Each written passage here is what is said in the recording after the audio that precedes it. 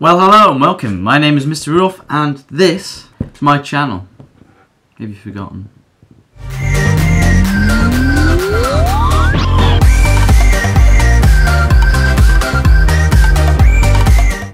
So, hello, welcome.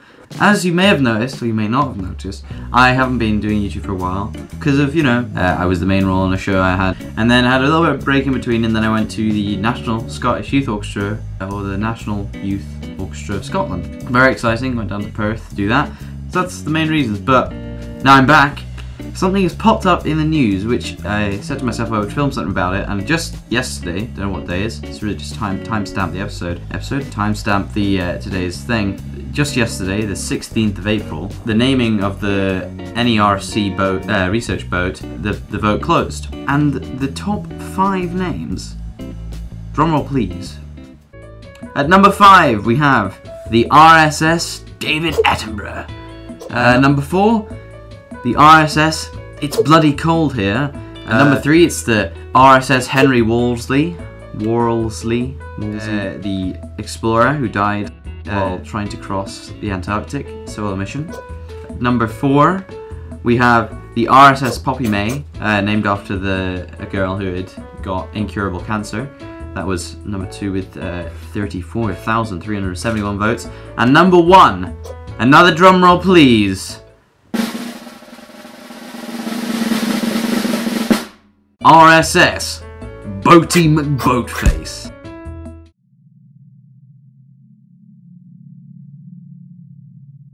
Maybe you've heard this story before and you know roughly how this name came into the vote.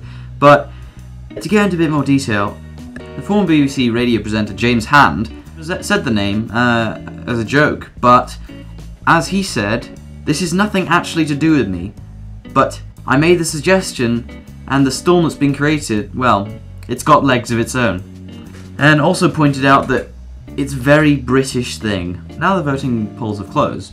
The NERC, the chief executive, now has the decision of either, taking side with the public, which would then be steering away from their usual, their, I guess, maybe traditional names of, Ernest Shackleton and James Clark Ross, after, explorers, naval officers and that kind of such thing. Some other names which did come in, there was more than 7,000 entries for just during 1 month, including the RSS Onion Knight, or RSS I like big boats and I cannot lie, and the RSS Captain Birdseye Get Off Me Cod.